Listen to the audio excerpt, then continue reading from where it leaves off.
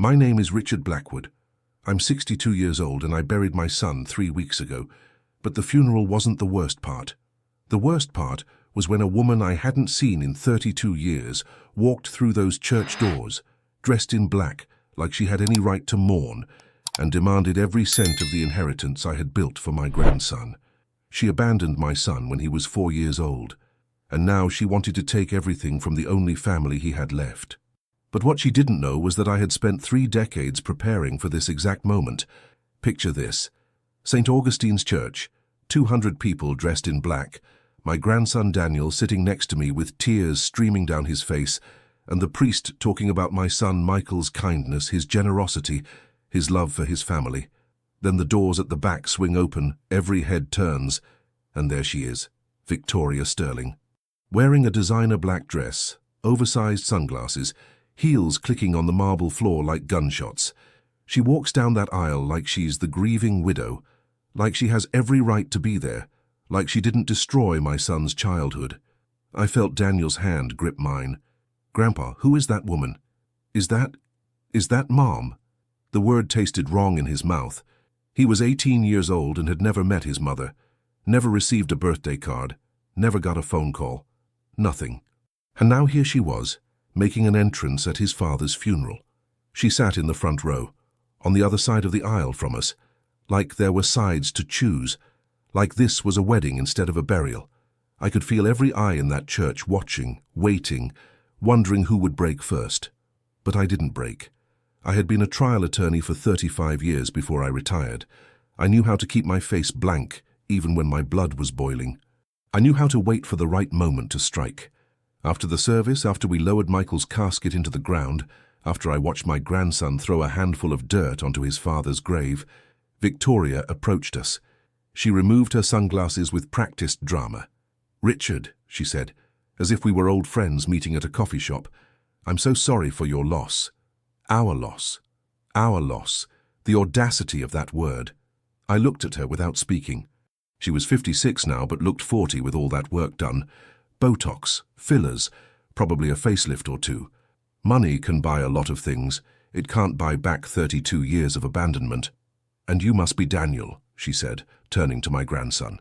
Her voice went soft, motherly, like she was auditioning for a role. "I've thought about you every single day. I wanted to reach out so many times, but your father made it impossible." That was the first lie. There would be many more. Daniel just stared at her like she was speaking a foreign language, because to him she was speaking a foreign language, the language of a mother, a language he had never learned. "We need to talk," she said to me, ignoring Daniel's silence. "About Michael's estate, about what he would have wanted, about Daniel's future. I have lawyers, Richard, very good lawyers, and I know my rights as Daniel's biological mother." Biological mother. That's what she called herself, not just mother. Biological mother. Like being a mother was just about DNA and nothing else. Like the last 32 years meant nothing. Like Michael raising Daniel alone, working 2 jobs, going to every soccer game, helping with every homework assignment, staying up all night when Daniel had the flu. That all meant nothing because she contributed some genetic material 18 years ago. "Your rights," I said slowly, "expired when you signed away custody and walked out that door in 1993. She smiled. That patronizing smile of someone who thinks they hold all the cards. "Things change, Richard. Laws change. And I never signed away my inheritance rights.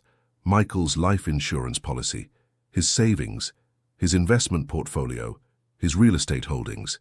Legally, as his former spouse and Daniel's mother, I'm entitled to a significant portion. My lawyers are very confident. The other mourners were starting to notice. People were whispering, pointing, recording on their phones. My son's funeral was turning into a spectacle. "Daniel," I said quietly, "go wait in the car. I need to speak with this woman alone." "Grandpa," Daniel started, but I squeezed his shoulder. "Please, son, trust me." He walked away, looking back every few steps, like he was afraid Victoria might disappear or multiply. I waited until he was out of earshot. Then I turned to Victoria with a smile of my own. "You're right about one thing. Laws do change, and lawyers can be very good. Mine, for example, anticipated this exact scenario 31 years ago." Her smile faltered. Just a flicker, but I saw it. What are you talking about? When Michael divorced you in 1993, when you signed those papers saying you wanted nothing to do with him or Daniel, when you took your settlement of $50,000 and disappeared, I made sure certain protections were put in place. Legal protections, financial protections. Protections that ensure Daniel inherits everything that belonged to his father. Everything. You're bluffing, she said, but her voice had lost its confidence. Am I? I can have my attorney send you the documentation. It's quite comprehensive. Trust funds, life insurance beneficiaries, property deeds, all structured in ways that are completely airtight. You see, Victoria, I spent 32 years preparing for the possibility that you might come back. And the beautiful thing about having decades to prepare is that you can build walls that nobody can climb. She stepped closer to me. Her perfume was expensive. Everything about her was expensive. I need that money, Richard. You don't understand. I have debts, obligations. I made some bad investments. My business partner embezzled. I lost everything. That's why you're here. Not because you suddenly developed maternal instincts. Not because you're grieving the man you abandoned. You're here because you're broke and desperate, and you think you can manipulate an 18-year-old boy into giving you money. That's not fair. Fair? You want to talk about fair? Let me tell you a story about fair. Let me tell you what happened after you left. Listen to this story until the very end and tell me what you would do in my situation. And let me know what city you're listening from, because by the end of this, you'll understand that what I did wasn't revenge. It was justice. To understand this story, you need to know what my life was like before Victoria destroyed everything. Michael was my only child. My wife Sarah and I had him late in life. She was 39, I was 41. We'd given up on having children. Then Michael came along like a miracle. Sarah used to say he was our gift for being patient. We weren't wealthy, but we were comfortable. I was building my law practice. Sarah taught English at the local high school. We lived in a modest 3-bedroom house in the suburbs with a yard big enough for Michael to play in. Every Sunday, we had family dinners. Every summer, we took road trips to national parks. Every Christmas, we decorated the house together. Simple things, but they were our things, our traditions, our life. Michael grew up happy, smart kid, good at sports, better at math. He wanted to be an engineer. When he was in college, he met Victoria at a party. She was studying business administration. Came from old money. Her family owned a chain of luxury hotels on the East Coast. She was beautiful, confident, sophisticated. Everything Michael wasn't used to. He fell hard, so hard that he dropped out of engineering school to help her start a boutique marketing firm. Sarah didn't trust her from the beginning. I remember the night Michael brought Victoria home to meet us. Sarah pulled me aside in the kitchen and whispered, "That girl looks at our son like he's a project, not a person." But I told her to give Victoria a chance. Michael was happy. Wasn't that what mattered? They got married at her family's estate. Huge wedding, 500 guests, ice sculptures, string quartet, open bar, with top-shelf liquor. Her family paid for everything and made sure everyone knew it. Sarah and I felt like extras in someone else's movie. At the reception, Victoria's father gave a toast. He said, "We're not losing a daughter. We're gaining a son." Then he laughed and added, "Although I'm not sure what kind of return on investment we're getting." Everyone laughed. But it wasn't a joke. To them, Michael was an investment, and not a very good one. The marketing firm did well at first. Victoria had connections. Her family friends became clients, but Michael did all the actual work. He designed the campaigns. He met with clients. He pulled all-nighters. Victoria attended parties and called it networking. When Daniel was born, everything shifted. Michael was ecstatic. He bought every parenting book in existence, set up the nursery himself, painted little airplanes on the walls because he loved planes as a kid. Victoria went back to work after 6 weeks. She hired a nanny, then another nanny when the first one quit, then another. She was always annoyed when Daniel cried, always irritated when he needed attention, always somewhere else. "I'm building a business," she told Michael. "I can't be expected to put my career on hold because you wanted to play house." Play house, that's what she called being a parent. Michael started working from home so he could help with Daniel. Victoria started staying late at the office, then overnight at conferences. then weekend retreats with important clients. The pattern was obvious to everyone except Michael. He loved her. He believed her. When Daniel was 3, Victoria's firm landed a massive contract with a European luxury brand. She had to travel to Paris for 3 months to oversee the launch. She didn't ask Michael if he was okay with it. She told him she was going. "This is my career, Richard," she told me when I questioned her. "This is my chance to build something real. I can't let motherhood hold me back." Motherhood wasn't holding her back. She was running away from it. Michael managed alone for 3 months, working, parenting, barely sleeping. Sarah and I helped as much as we could. I remember Michael calling me at 2 in the morning once. Daniel had a fever, and Michael was terrified. "Is this normal? Should I take him to the emergency room? How do you know if it's serious?" He was learning to be a parent without a partner. While Victoria was drinking wine in Parisian cafes, Michael was learning to French braid hair for Daniel's preschool photos. When Victoria came back from Paris, she was different, distant, cold. She'd rented an apartment in the city, said she needed a place close to the office, said commuting to the suburbs was killing her productivity. She saw Daniel 1 weekend a month, if that. Michael finally confronted her on Daniel's 4th birthday. Victoria showed up 2 hours late to the party at our house, didn't bring a gift, spent the entire time on her phone. After the cake, Michael asked if they could talk privately. They went into the backyard. Sarah and I kept Daniel distracted inside, but we could hear them through the window. Raised voices. Victoria's sharp and cutting. Michael's hurt and confused. She came back inside alone, picked up her purse, looked at Daniel like he was a stranger, said, "Be good for your father," and left. Michael came inside 10 minutes later. His eyes were red. "She's filing for divorce," he said. "She doesn't want custody. She doesn't want anything except out." The divorce was quick, brutal. Victoria's lawyers were expensive and ruthless. They painted Michael as controlling and demanding. They claimed he had sabotaged Victoria's career by expecting her to be a traditional housewife. They said he had used Daniel as a weapon to manipulate her. All lies. But lies told by expensive lawyers in expensive suits sound like truth. Victoria's family offered Michael a settlement, $50,000 to sign away any claim to her business, her inheritance, her future earnings. And in exchange, she would sign away all parental rights to Daniel. No custody, no visitation, no contact. Michael could have fought it. He could have demanded child support. He could have forced her to be a mother. But he looked at 4-year-old Daniel playing with blocks in the corner of my office and said, "I don't want my son growing up thinking his mother was forced to love him." So he signed. She signed. It was done. Victoria took her $50,000 and disappeared.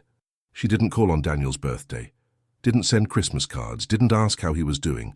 For 32 years she was a ghost, and Michael never said a bad word about her to Daniel, never told him that his mother chose money and career over him, just said, "Sometimes people aren't ready to be parents, and that's okay. You have me and you have Grandpa and Grandma, and we love you enough for everyone." Sarah died when Daniel was 9, pancreatic cancer. 6 months from diagnosis to funeral. Michael fell apart, but he held it together for Daniel, took him to grief counseling, let him cry, let him be angry, taught him that loss doesn't mean the end of love. After Sarah died, I sold the house. Too many memories, too many empty rooms. I bought a condo closer to Michael and Daniel, started spending more time with them, became less of a grandfather and more of a third parent. I taught Daniel to play chess, helped him with his math homework, went to his baseball games when Michael had to work. We had Friday movie nights, Tuesday breakfast before school, Sunday afternoon walks in the park. We built a life together, the 3 of us. It wasn't perfect, but it was ours. Michael worked his way up from marketing manager to creative director to vice president. He saved money, invested carefully, bought a house in a good school district, put Daniel through private school, never remarried. Dated a few women over the years, but nothing serious. He told me once, "I'm not risking Daniel getting attached to someone who might leave." Daniel grew up good, really good. Honor roll every semester, varsity soccer team, volunteers at the animal shelter every weekend. Got accepted to 7 universities, full scholarship to 3. He chose mechanical engineering at State, following in his father's original footsteps. Michael was so proud. 3 months before Daniel's high school graduation, Michael started feeling tired. Said it was just stress from work, said he'd rest after the ceremony. But the tiredness didn't go away. Then came the headaches, then the dizziness, then the seizure in the middle of Daniel's graduation party. Brain tumor, stage 4, glioblastoma, inoperable, 6 months to live. Maybe. He got 4 months of chemotherapy that made him sick, radiation that burned his skin, medications that stole his words. But he fought. God, did he fight? Because Daniel needed him. Because he wasn't done being a father yet. I watched my son disappear inside his own body. Watched him go from a strong man who could lift Daniel over his head when he was little to someone who needed help standing up from the toilet. Watched him forget words, forget names, forget what year it was. But he never forgot Daniel. The day before he died, Michael was lucid for about an hour. It was the first clear hour he'd had in weeks. Daniel was at class. It was just Michael and me in the hospital room. "Dad," he said, his voice was so weak, "I need you to promise me something. Anything, son. Take care of Daniel. I know you will. But I mean really take care of him. Don't let him blame himself for this. Don't let him think he could have done something different, and if Victoria ever comes back, if she ever tries to take anything from him, don't let her. She gave up her rights. She doesn't get to show up now. I promised." Held his hand, told him Daniel would be okay, told him he'd been a good father, the best father. He smiled. Then he closed his eyes and drifted back into confusion. He died the next morning. Daniel was holding one hand. I was holding the other. He went peacefully, that's what everyone says, but there's nothing peaceful about watching someone you love stop breathing. The funeral was planned for the following Friday. I handled everything because Daniel couldn't. He was shattered. This 18-year-old kid, who had just lost the only parent who ever wanted him, who had just started his life, who had plans and dreams and a future, and now his father was gone. I moved into Michael's house to stay with Daniel, made sure he ate, made sure he slept, made sure he knew he wasn't alone. Then came the funeral. Then came Victoria, walking into that church like she had any right. Like 32 years of absence could be erased by showing up in a black dress. So after I told her about the legal protections, she didn't leave. She followed me to the parking lot where Daniel was waiting in my car. I could see her in the rear-view mirror, walking fast in those ridiculous heels, face determined. She knocked on Daniel's window. He stared at her through the glass like she was an alien. Slowly, he rolled the window down. "Daniel," she said, slightly breathless, "I know this is overwhelming. I know you don't know me, but I'm your mother. And I want to get to know you. I want to be part of your life. It's what your father would have wanted." That was lie number 2. Michael's last coherent words were literally, "Don't let her take anything from him." But Daniel didn't know that. Daniel, who was hurting and vulnerable and desperate for any connection to family, looked at her with something like hope in his eyes. "Really?" he asked. "You want to know me?" "Of course," Victoria said, tears forming on command. Professional tears. "I've made mistakes, terrible mistakes, but I never stopped thinking about you. I never stopped loving you. Can we talk? Just the two of us? Get to know each other?" I was about to intervene when Daniel said, "Okay, let me just tell my grandfather." He got out of the car, walked over to my side, bent down so Victoria couldn't hear. "Grandpa, I know you don't trust her. I don't really trust her either. But she's my mom. Shouldn't I at least give her a chance? What if I regret it later if I don't?" And there it was. The manipulation was already working. One conversation and she had him questioning himself, doubting his instincts, feeling guilty for even considering rejecting her. This was her talent, making people feel like they owed her something. "Daniel," I said carefully, "your father specifically asked me to protect you from her. She's not here because she loves you. She's here because she needs money." "Don't you think that's a little unfair?" Daniel asked. "Maybe she's changed. People can change, right? Yes, people can change. But 32 years of absence doesn't get erased by one tearful performance at a funeral. However, I also knew that if I forbade Daniel from seeing her, he would resent me. He would wonder what if, he would blame me if things went wrong. Sometimes the best way to teach someone that fire burns is to let them feel the heat. "Okay," I said. "You can talk to her. But I'm going to be in the coffee shop across the street. You text me every 15 minutes to let me know you're okay.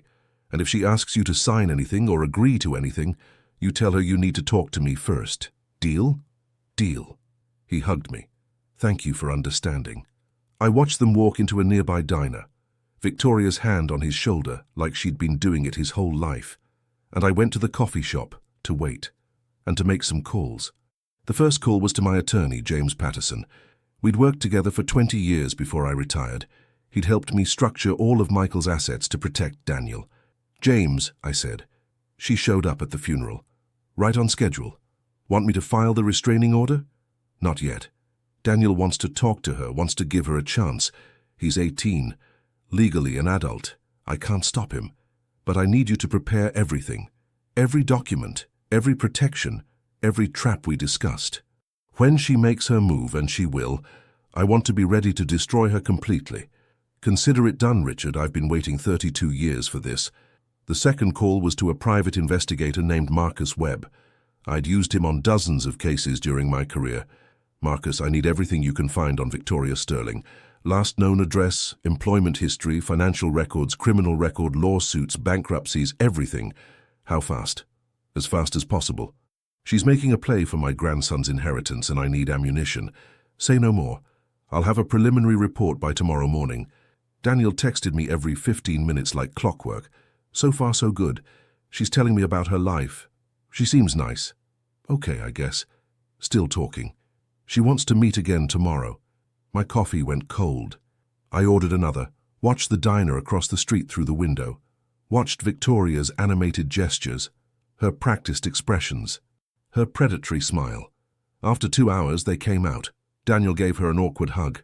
She waved goodbye like a sitcom mum. Too cheerful. Too perfect. Daniel walked across the street to the coffee shop.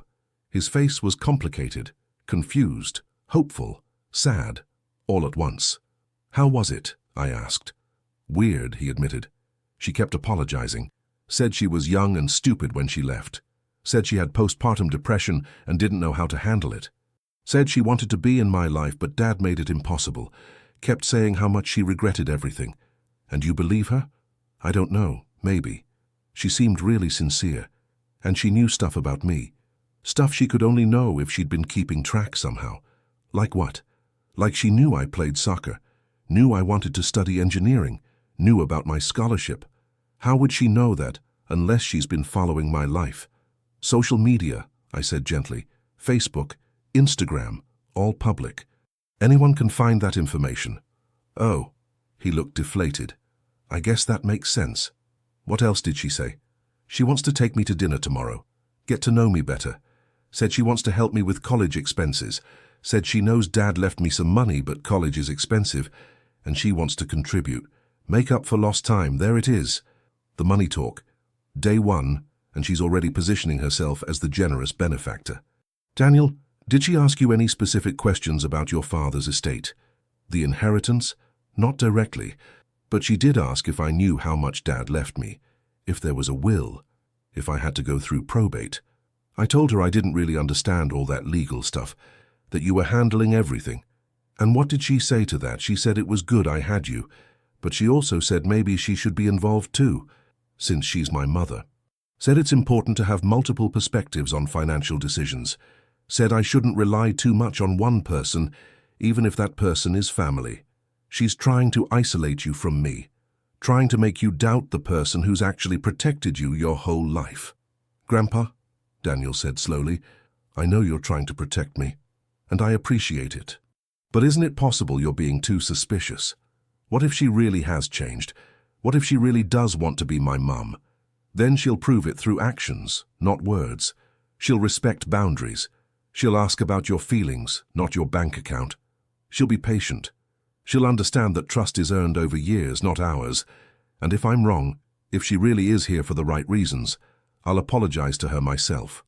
Daniel agreed to let me sit in on the next dinner. Victoria wasn't happy about it. I think it's important that Daniel and I have some one-on-one time, she said when we met at the restaurant.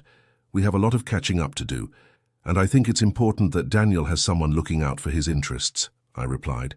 Since you spent 32 years not doing that. Her smile went cold. I understand you're protective, Richard, but Daniel is an adult now. He can make his own decisions about who he spends time with. Daniel, uncomfortable, said, "It's okay, Grandpa can stay, we're all family, right?" Victoria's expression said we definitely weren't family, but she plastered on her fake smile and said, "Of course. The more the merrier." Dinner was a performance. Victoria ordered the most expensive items on the menu: a $100 bottle of wine, lobster, filet mignon. Daniel ordered a burger. I ordered a salad. While we waited for food, Victoria launched into her rehearsed story. "I was so young when I had you, Daniel, just 24. I wasn't ready to be a mother. I had dreams, ambitions. Your father wanted me to give all that up, stay home, be domestic. But I couldn't breathe in that life. I felt like I was drowning. So I left. And I've regretted it every day since." "That's not what happened," I said. "Michael supported your career. He worked from home so you could travel. He never asked you to give up anything. You left because being a mother wasn't glamorous enough for you." Victoria's eyes flashed. "You don't know what our marriage was like, Richard. You only saw what Michael wanted you to see. Actually, I saw the receipts from the nanny services. I saw the credit card bills from your weekend trips. I saw the apartment lease in the city that you hid from Michael. I was his attorney during the divorce. I know exactly what happened." Daniel's burger arrived. He picked at it nervously. "Can we not fight? Please?" Victoria reached across the table and touched Daniel's hand. "You're right. I'm sorry. I didn't come here to argue with your grandfather. I came here to tell you that I want to be part of your life. I want to help you. I know your father left you some money, but college is expensive. Living expenses, books, housing. Let me contribute. Let me set up an account for you. Call it a trust fund from your mother." "How much money are we talking about?" Daniel asked. "Whatever you need," Victoria said. "I have resources. My family has resources. You shouldn't have to worry about money while you're trying to get an education." "That's generous," I said. "Considering you paid $0 in child support for 18 years, the total you owe would be roughly $216,000, accounting for inflation. Would you like to start with that amount?" Victoria's jaw tightened. "I offered child support. Michael refused it." Another lie. "Michael begged you to help. You said you didn't owe him anything." "Grandpa," Daniel said quietly, "please." "I'm sorry," I said, "but I won't sit here and let her rewrite history. You deserve the truth. And the truth is, your mother didn't pay a single cent toward raising you. Your father worked 60-hour weeks to give you everything you needed. He never took vacations, never bought anything for himself. Every dollar went to you. So forgive me if I'm skeptical about her sudden generosity." The dinner went downhill from there. Victoria excused herself to the bathroom, came back with red eyes like she'd been crying. Daniel drove home with me in silence. When we got back to the house, he said, "Why do you hate her so much?" "I don't hate her," I said. "I hate what she did to your father. I hate that she abandoned you. And I hate that she's lying to you right now." "You think she's lying?" "I know she's lying, and soon you will too." But Daniel didn't believe me. He wanted to believe her.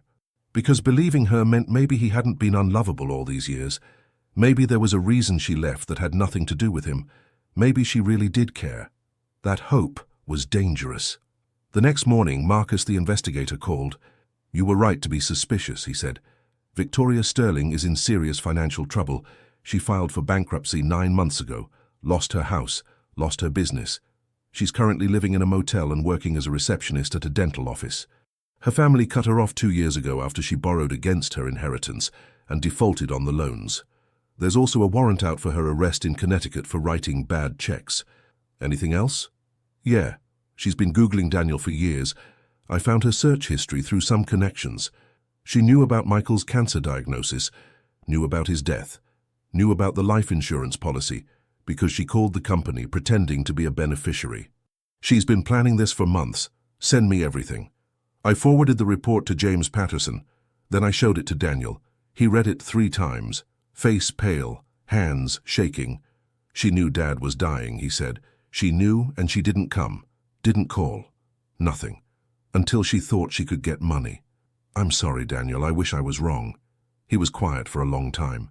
Then he said, "What do we do?" "We wait. She's going to make her move soon. And when she does, we're going to be ready." Victoria called the next day. Daniel, sweetie, I was thinking. Since we're getting to know each other, maybe I should move closer. Be a real presence in your life. I could get an apartment near your university. We could have weekly dinners. I could help you settle in. That's okay, Daniel said, his voice careful. I think I need some space to process everything. Space. Victoria's voice went sharp for just a second before she caught herself. Of course. I understand. This is overwhelming. But Daniel, there is something we should discuss. Your father's estate. Have you met with the lawyers yet? We're meeting next week. Good. I think I should be there. As your mother, I have a right to know what provisions were made for you. Actually, you signed away all parental rights, Daniel said. Grandpa showed me the papers. You don't have any legal claim to anything. Those papers were signed under duress, Victoria said quickly. Your father manipulated me. Took advantage of me when I was vulnerable. Any good lawyer could get them overturned, and even if they can't, I'm still your biological mother. Morally, if not legally, I deserve to be involved in decisions about your future. I have to go, Daniel said. I'll call you later. He hung up, looked at me. She's going to sue, isn't she? Probably, but she won't win. The protections we put in place are solid. Still, we should be prepared. The next week we met with James Patterson at his office. Daniel sat between us while James laid out Michael's estate. Life insurance policy worth $500,000. Beneficiary Daniel Blackwood. Payable directly to him, no probate required. Savings and investment accounts worth approximately $300,000, also directly to Daniel. House worth $450,000, paid off. Deeded to Daniel. Total estate value, approximately $1.2 million. All protected in an irrevocable trust that I established as trustee until Daniel turns 25. After that, full control transfers to him. Daniel stared at the papers. Dad had all this. He was careful, James said. Saved aggressively. Invested wisely. He wanted to make sure you'd be taken care of no matter what, and his instructions were very clear. Under no circumstances was Victoria Sterling to receive any benefit from his estate. He even left a letter. James pulled out an envelope. Sealed. Michael's handwriting on the front. To be read only if Victoria tries to claim inheritance. My hands shook as I took it. This was my son's voice from beyond the grave. Should I open it now? Not yet, James said. Wait until she makes her legal move. Then we'll use it. She made her move 2 days later. Daniel received a certified letter from a law firm in the city. Victoria Sterling was filing a claim against Michael Blackwood's estate on the grounds that she was unlawfully excluded as the biological mother of the primary beneficiary. She was also filing for retroactive parental rights and requesting joint control of Daniel's trust fund until he turned 25. Furthermore, she was demanding 50% of the total estate value as compensation for emotional damages caused by being separated from her son. She wants $600,000, Daniel said, voice hollow. She thinks Dad's death is a lottery ticket. We go to court, I said, and we destroy her. The hearing was set for 6 weeks later. James prepared our case methodically. Every piece of evidence, every document, every lie Victoria had told. He also prepared Daniel to testify. This is going to be hard, James warned. She's going to paint herself as the victim. She's going to cry. She's going to claim she wanted to be in your life but was prevented. You need to be ready for that. I can handle it, Daniel said, but I could see the doubt in his eyes. The day before the hearing, Victoria called Daniel one last time. Daniel, please. You don't understand. I'm desperate. I lost everything. I need this money. If you care about me at all, if you believe I'm really your mother, you'll drop this fight. You'll share the inheritance. It's what family does. You're not my family, Daniel said. His voice was steady, stronger than I'd heard in weeks. My family was my dad, who raised me, my grandfather, who's always been there, my grandmother, who loved me before she died.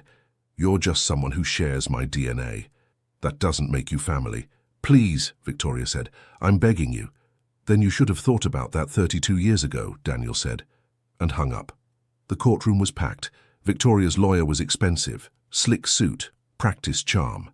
He painted Victoria as a young woman who made a mistake, who was pressured into signing away her rights, who had spent 3 decades suffering from the loss of her child, who only wanted to reconnect and provide for her son. He called Victoria to the stand. She wore a simple dress, minimal makeup, tissue in hand, cried on cue. I was so young, she said, only 24 when Daniel was born. I had postpartum depression. Nobody helped me. Michael was working all the time. I felt so alone. So overwhelmed. I made a terrible choice. I left. And I've lived with that guilt every single day. I tried to reach out over the years, but Michael blocked me. Changed his number. Wouldn't let me see Daniel. I was terrified of legal battles. Terrified Michael's family would destroy me. So I stayed away. But I never stopped loving my son. Never stopped thinking about him. Never stopped hoping I'd get a chance to be his mother. And now Michael is gone. And I just want to help Daniel. Want to be there for him? Is that so wrong? She was good, really good. I could see some people in the gallery nodding sympathetically. Then it was our turn. James called me to the stand first. Mr. Blackwood, tell us about the divorce in 1993. I told them everything. How Victoria had left when Daniel was 4. How she'd demanded money to sign away her rights. How she'd never paid child support, never called, never visited. I have phone records, I said, showing Michael called her number 47 times in the first year after the divorce. Calls she never answered, never returned. Birthday cards he sent to her family's address so she'd know Daniel was thinking of her. All returned unopened. Victoria's lawyer objected. This is ancient history, Your Honor. My client was suffering from mental health issues. She's seeking help now, seeking reconciliation. Then why, James asked when he cross-examined Victoria, did you wait until Michael died to seek this reconciliation? Why not last year? 5 years ago? 10 years ago? I was afraid, Victoria said. Afraid Michael would reject me. Afraid Daniel would hate me.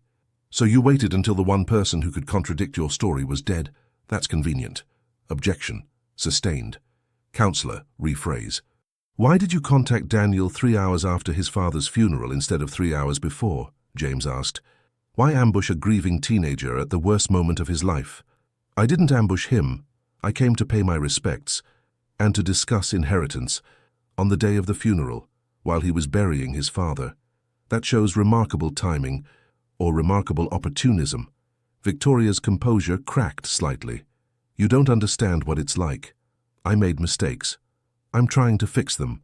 By demanding $600,000. That's an expensive apology. Then James presented the evidence.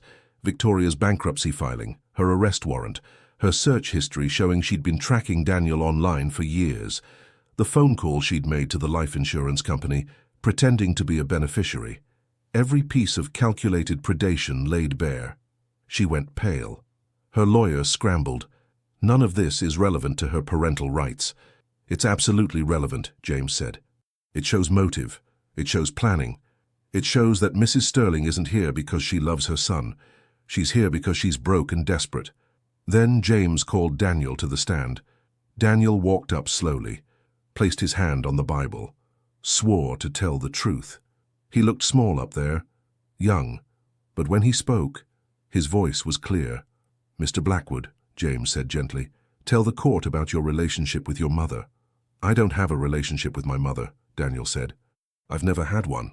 She left when I was 4. I don't remember her. Growing up, did you ask about her all the time when I was little? Dad would tell me she wasn't ready to be a parent, that it wasn't my fault, that some people just aren't built for family.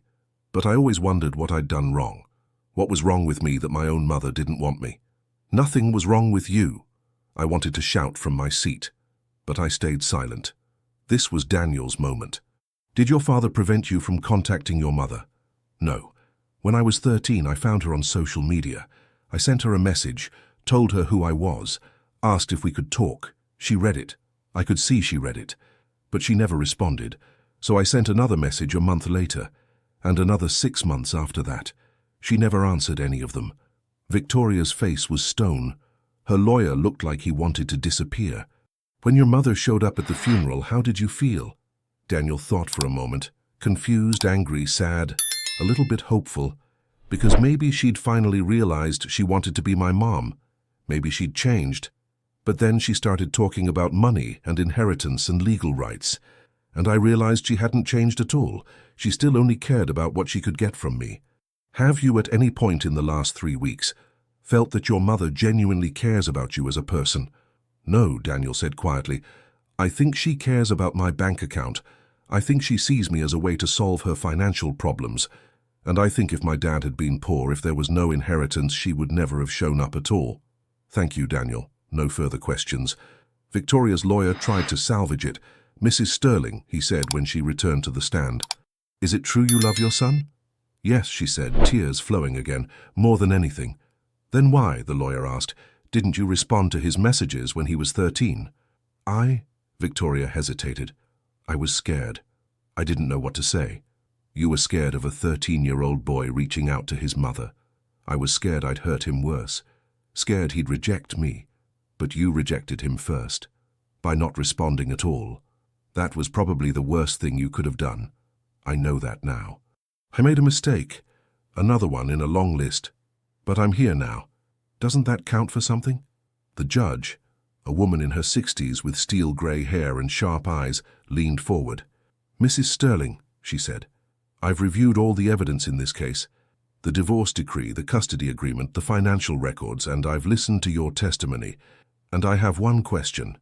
Where were you on Daniel's 5th birthday? I don't remember, Victoria said. It was a long time ago. According to the records, you were in Monaco, attending a luxury yacht party with clients. Your social media posts from that time are quite extensive.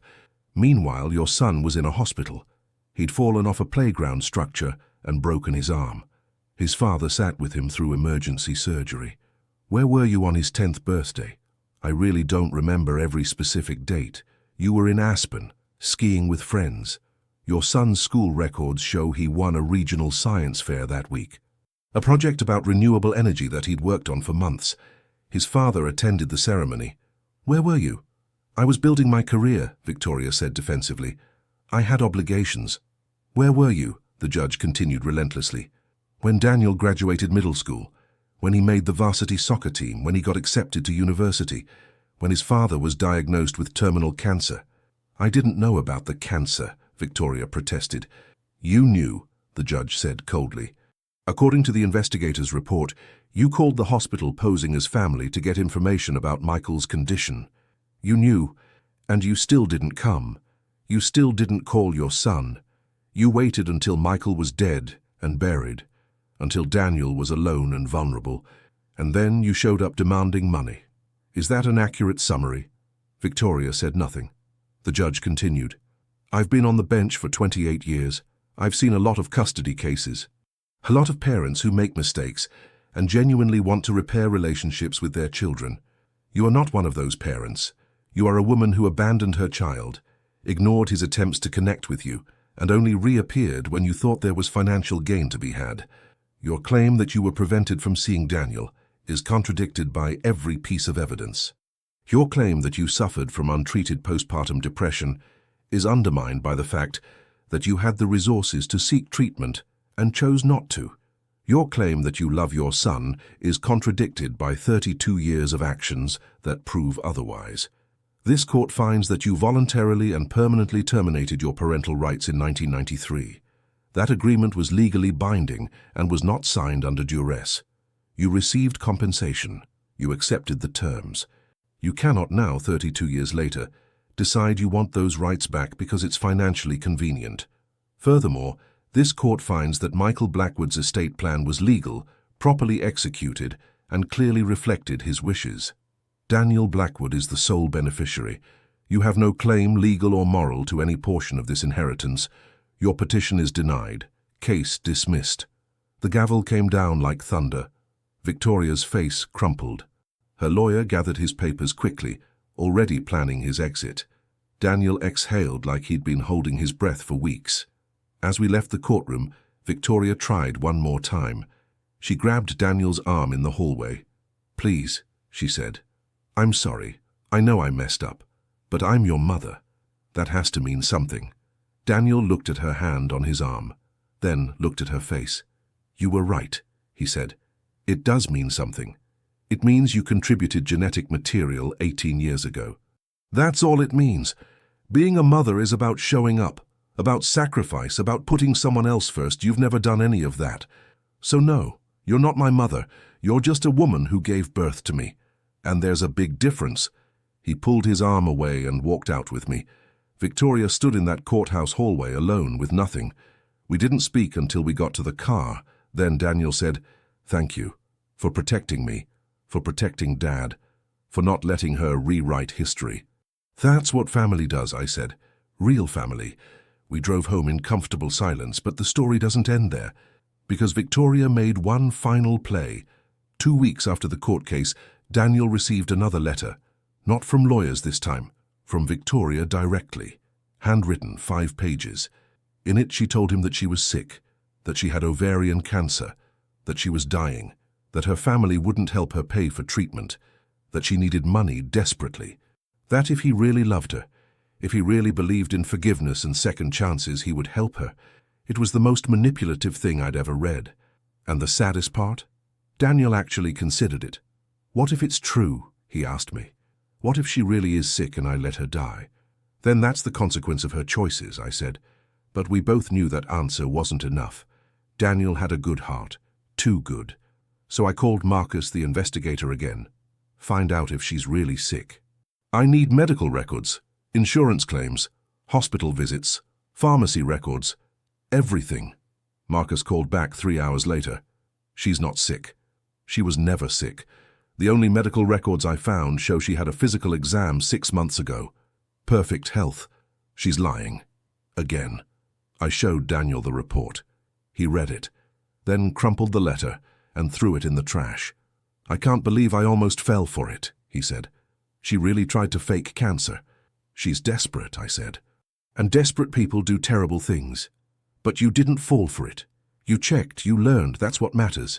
Daniel went back to university the next week, started classes, joined clubs, made friends, slowly rebuilt his life without his father.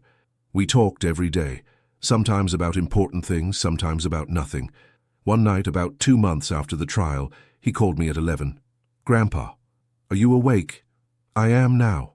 "What's wrong?" "Nothing's wrong. I was thinking about Dad, about how hard he worked to make sure I'd be okay. And I was thinking about you, about how you've been protecting me my whole life. And I realized I never really thanked you. You don't need to thank me." "Yes, I do. You could have spent your retirement relaxing, traveling, doing whatever you wanted. Instead, you spent it raising me after Grandma died, going to all my games, helping with homework. And then when Dad got sick, you were there. And when he died, you were there. And when she showed up trying to take everything, you stopped her. You've always been there, so thank you. I had to pull the car over because my eyes were too blurry to see the road." "That's what grandfathers do," I managed to say. "That's what family does. I love you, Grandpa." "I love you too, Daniel." 3 months later, I got a call from an unknown number. I almost didn't answer, but something made me pick up. "Mr. Blackwood?" a woman's voice said. "This is Officer Patricia Reeves with the Connecticut State Police. I'm calling about Victoria Sterling. Is she in trouble again?" I asked. "She's dead, sir. She was found in her motel room 2 days ago. Apparent suicide. Pills and alcohol. She left a note. And she left something for you." "What?" "An envelope with your name on it. We're required to hold it as evidence for a few weeks, but then we can mail it to you if you'd like." "Send it," I said. 2 weeks later, the envelope arrived. Inside was a single sheet of paper, Victoria's handwriting, shaky, desperate. It said, "Richard, you win. You always win. You turned my son against me. You convinced him I never loved him. You made sure I ended up with nothing. I hope you're happy. I hope it was worth it, destroying me, taking everything. You say I'm not a mother, fine, maybe I'm not. But you're not innocent either. You poisoned Daniel against me from the beginning. You made sure he'd never give me a chance. And now I have nothing left. No family, no money, no reason to keep going. I hope you can live with that. Victoria, I read it 3 times, felt nothing. No guilt, no sadness, no regret. Because every word was a lie. One final manipulation, one last attempt to make herself the victim. I didn't destroy her, she destroyed herself. I didn't poison Daniel against her. She did that by abandoning him. I didn't take everything from her. She threw it away 32 years ago when she chose money over her child. I burned the letter. Didn't tell Daniel about it. He didn't need to carry that weight. Didn't need to wonder if he was responsible for her death, because he wasn't. She made her choices. Every single one of them. And in the end, those choices caught up with her. Today, Daniel is 20 years old, sophomore year at university, studying mechanical engineering just like his father wanted to. He's on the dean's list. He's dating a nice girl named Sarah, named after his grandmother. He volunteers at a youth center teaching kids how to build things. He's happy, really happy. And he calls me every single day, sometimes twice a day. We have Sunday breakfast together. We go to baseball games. We watch terrible action movies and argue about which one is worse. We're building a life. The same way Michael and I built our life after Victoria left, brick by brick, day by day, with love and patience and presence. Last week, Daniel asked me a question. "Grandpa, do you think Dad would be proud of me?" I looked at this young man who had lost so much but still managed to be kind, who had every reason to be bitter but chose to be hopeful, who had been abandoned but learned what real family means. "Your father," I said, "would be so proud he wouldn't be able to stop talking about it. He'd tell everyone he met, every stranger in line at the grocery store, every person at the gas station.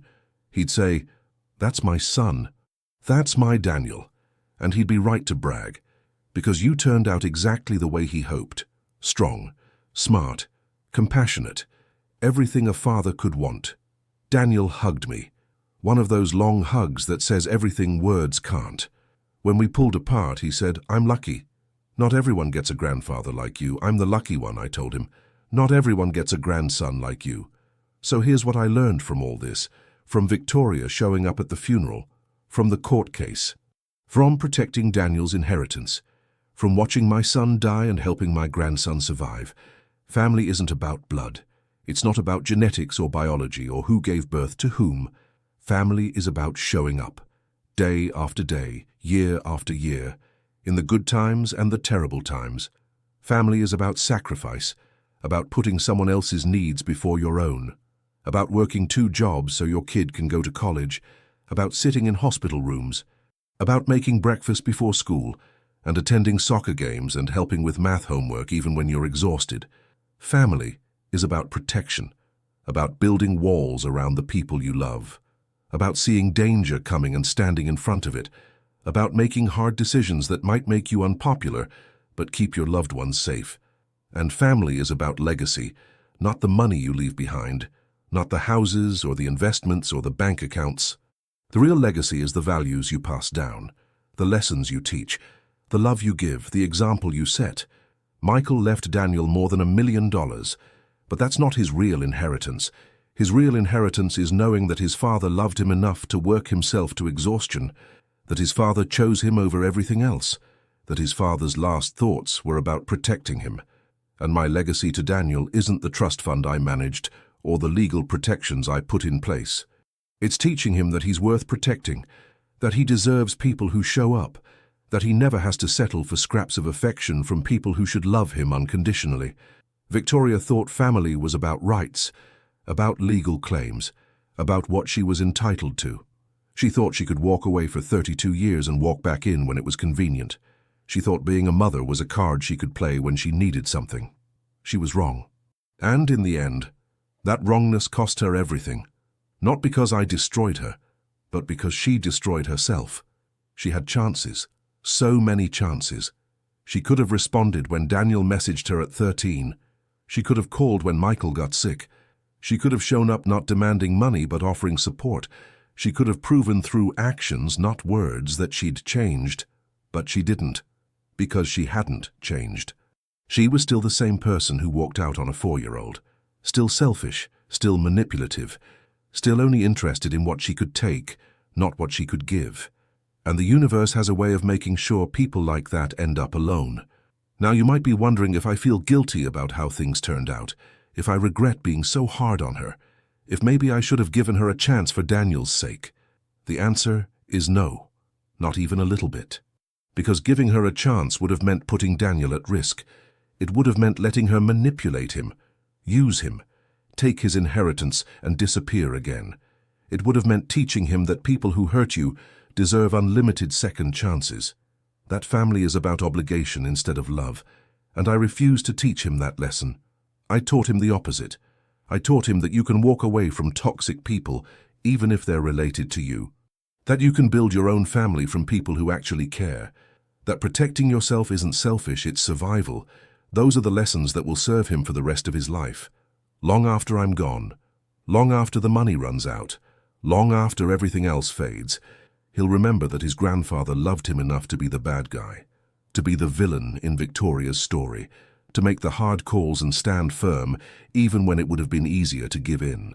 So if you're listening to this story, and you're in a similar situation, if you have someone in your life who abandoned you and now wants back in, if someone hurt you and now expects forgiveness without earning it, if someone thinks they're entitled to your time, your money, your love, just because of biology or history or obligation, listen carefully.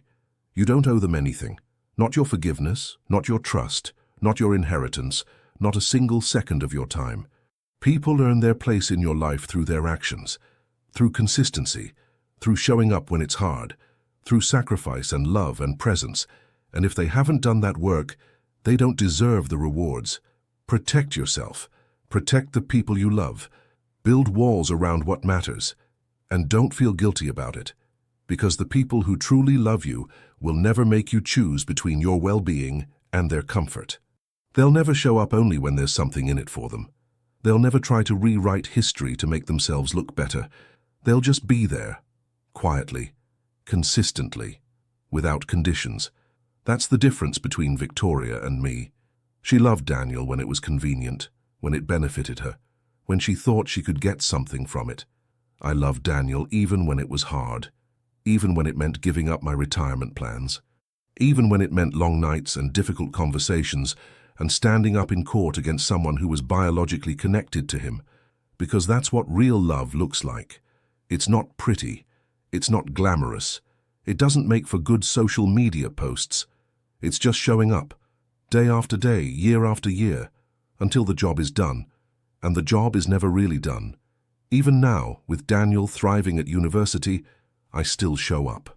Still answer the phone at 2 in the morning when he's stressed about exams. Still drive 3 hours to watch him play intramural soccer. Still make sure he knows that no matter what happens, no matter how old he gets, he always has someone in his corner. That's my job. That's what I signed up for when I became a grandfather. And I'll keep doing it until the day I die. So tell me, what would you do in my situation? If someone who hurt your family came back demanding money and forgiveness, would you give them a chance? Or would you protect the people you love at any cost? And tell me what city you're listening from, because I want to know that this message is reaching people, that someone out there understands that protecting your family isn't cruelty. It's love in its most fierce and necessary form. Michael is gone, Victoria is gone, but Daniel remains, thriving, growing, building a life. And that's the only victory that matters. Not the court case, not the inheritance, not proving Victoria wrong. The victory is that Daniel survived, that he's happy, that he knows what real family looks like, that he'll never settle for less. That's Michael's legacy, that's my legacy, and that's worth more than all the money in the world.